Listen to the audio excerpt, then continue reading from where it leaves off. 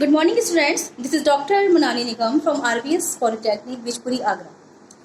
तो students, this is the lecture of Communication Skills Second, Fourth Sem Polytechnic. आप लोगों ने अभी तक जो टॉपिक्स पढ़े थे उसमें हमारा जो टॉपिक था वो था प्रीपोजिशन. तो इस प्रीपोजिशन टॉपिक में आप लोगों ने अभी कुछ कंसर्न प्रीपोजिशंस के रूल्स और उसके यूजेस पढ़ लिए थे और समझ लिए थे. In the previous two lectures, you have understood some prepositions. Now, in this lecture, we will understand some other prepositions and their uses. Okay? So, let's start to understand and discuss their rules and uses. So, students, in today's lecture, we are going to discuss about some other prepositions, and our new preposition is between. First of all we will discuss about between and among. देखिए, between का मतलब होता है in the middle of at least two people, कम से कम दो लोगों के बीच में या दो वस्तु या किसी व्यक्तियों के बीच में.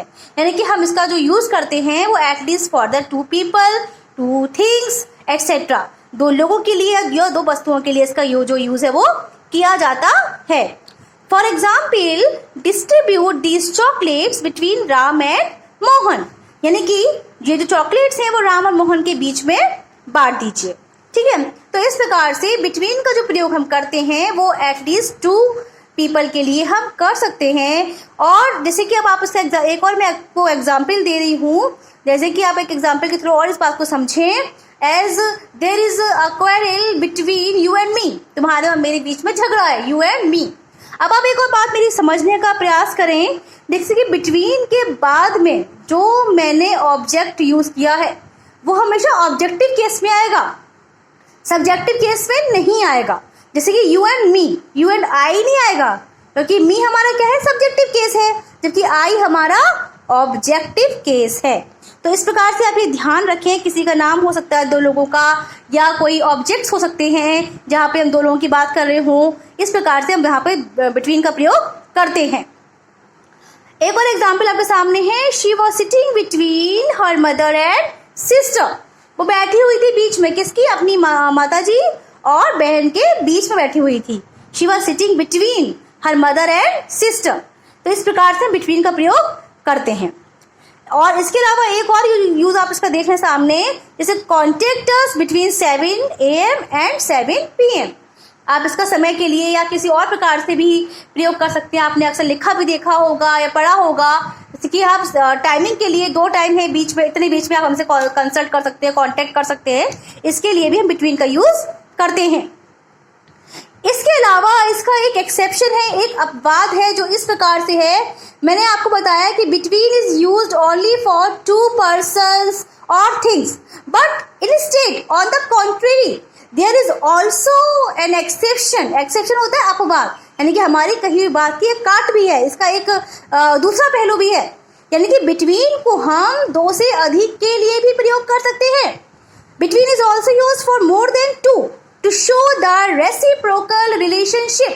And what is the reciprocal relationship? देखिए, मैंने आपसे कहा कि बिटवीन का जो यूज है वो हम दो लोगों के अधिक के लिए भी करते हैं, अर्थात बिटवीन को जो है हम एज अ रेसिप्रोकल रिलेशनशिप के लिए भी यूज करते हैं. रेसिप्रोकल शब्द आपने सुना होगा. रेसिप्रोकल का मतलब होता है सामंजस्य, आपसी सामंजस्य. सामंजस्य अर्थात जहाँ पे दो लोगों के मध्य में या दो से अधिक लोगों के मध्य में एक अच्छा पारस्परिक संबंध होता है, उनके बीच में कोई झगड़ा नहीं होता, उनके बीच में संधि होती है, आपस में कोई प्रतिद्वंद नहीं होता, वहाँ पे जो है रेसिप्रोकल रिलेशनशिप होता है.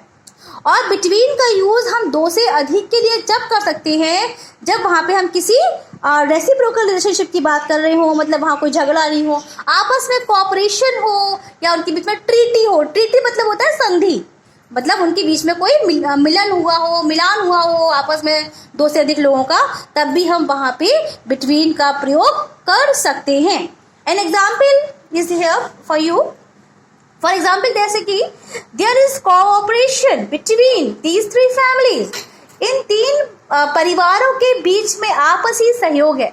अब यहाँ पे आप देख रहे हैं 3 फैमिलीज आ रहा है, 3 families तो 2 से अधिक हो गया, but still I am using between because there is a word cooperation, that means कि पारस्परिक सामंजस्य है, आपसी सामंजस्य है, तब हमने वहां पे बिटवीन का प्रयोग किया है. That's why I'm telling you to use between when there is reciprocal relationship. ठीक है. इसके बाद में मैंने आपको इसका एक और एग्जाम्पल दे रही हूँ, जैसे कि there is quarrel between these 3 families. एक तरफ तो मैंने लिखा यहाँ पे कोऑपरेशन है, और इसका अगेंस्ट मैंने लिख दिया क्वेरल है, झगड़ा है, लड़ाई है. इट मीन्स कि there is a quarrel between 3 families. Dispute है इनके बीच में, क्वेरल है, डिस्प्यूट है, कुछ भी है. तो वहां पे वो लोग कोऑपरेटिव नहीं है एक दूसरे के लिए, आपसी संबंध उनके कैसे हैं, अच्छे नहीं है.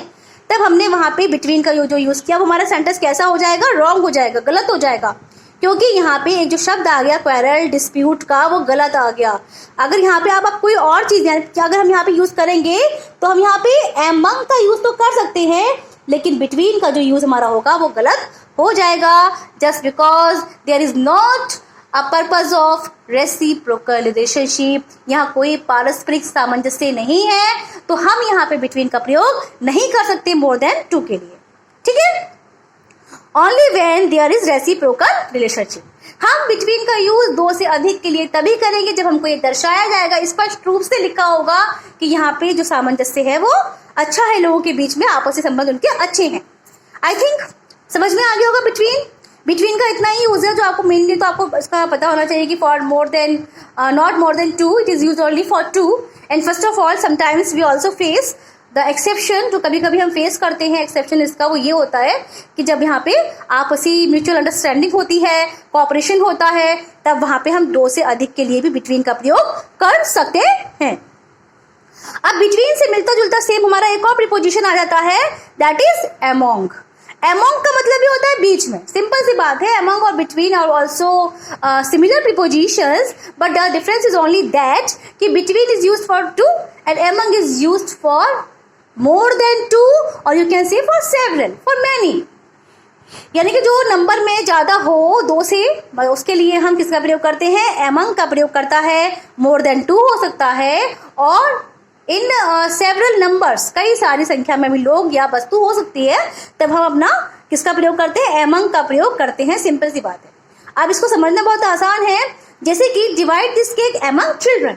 ये केक बच्चों के बीच में बांट दो. अब बच्चे तो मान लीजिए बहुत सारे हो सकते हैं, 15 हो सकते हैं, 20 हो सकते हैं, so many children are there, हो सकते हैं वहाँ पे बच्चे कई सारे. तो उनके बीच में हमको ये जो चीज है वो डिवाइड करनी है. तो यहाँ पे क्वांटिटी का कोई अब आपका रूल नहीं रह गया कि 2 लोगों के लिए यूज करना है. जब भी वहाँ पे 2 से अधिक की बात होगी तो वहां पे आपको अमंग का प्रयोग करना होगा. एक और example, our principal is very famous among students. ठीक है ना, बहुत फेमस स्टूडेंट्स के बीच में हमारे प्रधानाचार्य. तो जो है हमने इसके लिए क्या यूज किया, अमंग का. स्टूडेंट्स भी, भाई मान लीजिए कॉलेज है, इंस्टीट्यूट है, वहां पे जो स्टूडेंट्स होते हैं they are several in number, वो भी संख्या में कई सारे होते हैं, तो अभी हम वहां पे अमंग का प्रयोग कर सकते हैं. तो this is the use of between and among. After understanding between and among, the next preposition is beside and besides. Beside and besides. Beside and besides को डिस्कस करते हैं हम लोग आगे. Then students, the next preposition is beside and besides. देखिए beside and besides look confused, है ना. थोड़ा सा ये मिलते जुलते prepositions हैं, तो ये कभी कभी कंफ्यूजन क्रिएट कर देते हैं, but there is no need to get confuse in that. इसका जो मीनिंग है is quite different, and we will understand the meaning of that preposition. The first of all there is beside, BESID. एक है BESIDE और एक है हमारा BESIDES. उसमें S लगा हुआ है और एक में S नहीं लगा हुआ है. तो देखिए सबसे पहले हम डिस्कस कर रहे हैं बिसाइड को. बिसाइड का मतलब होता है बाय द साइड ऑफ, अर्थात समीप या बगल में या बिल्कुल आपके नजदीक. मतलब जब कोई चीज हमारे बिल्कुल नियर होती है, यू कैन से वेरी नियर और नेक्स्ट टू या बाय द साइड ऑफ. इसका जो मतलब होता है ये ऐसे ही होता है कि या तो कोई चीज आपके समीप है, बिल्कुल करीब है, नजदीक है बिल्कुल, उसके लिए हम बिसाइड का प्रयोग करते हैं. बिसाइड का जो यूज है There are some examples to understand the use of beside. First of all, go and sit beside your father. जाओ और अपने पिताजी के बगल में या नज़दीक जाकर बैठ जाओ. ठीक है, इस तरीके से इसका हम यूज़ कर सकते हैं सेंटेंस में. I place my book beside my bed every night. मैं अपनी किताब को अपने बेड पे रखता हूँ या बेड के पास रखता हूँ प्रत्येक रात्रि. पढ़ने के बाद मैं अपनी किताब को कहाँ रखती हूँ? रखता हूँ अपने बेड के बिल्कुल नज़दीक. तो हमने क्या यूज़ किया? beside. उसी प्रकार से there was a small table beside the wall.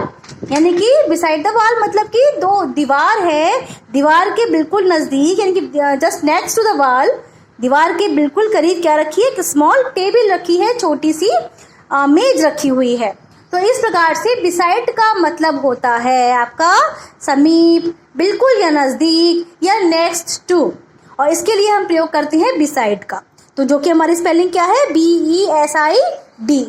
अब BESIDE को डिस्कस करने के बाद में जो नेक्स्ट हमारा है आपका बिसाइड्स, दैट इज बिसाइड्स. अब बिसाइड्स का मतलब क्या होता है? It means in addition to, अर्थात के अतिरिक्त, यानी कि एक्सेप्ट इट. EXCEPT.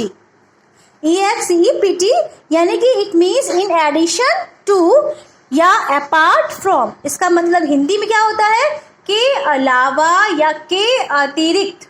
ठीक है ना? जहाँ पे आपको मीनिंग आएगा के अतिरिक्त का या के अलावा का, वहाँ पे हम बिसाइड्स का प्रयोग करते हैं. और इसके जो स्पेल है वो कैसे है? कैसे स्पेल्ड आउट करेंगे आप इसको? BESIDES. सबसे अगर देखा जाए तो no need to get confuse in these prepositions because the spellings are different. एक में आपका लास्ट में एस आ रहा है और एक में एस नहीं आ रहा है. तो the meaning is quite clear now. ठीक है ना? अंडरस्टैंड करें, समझे इस बात को.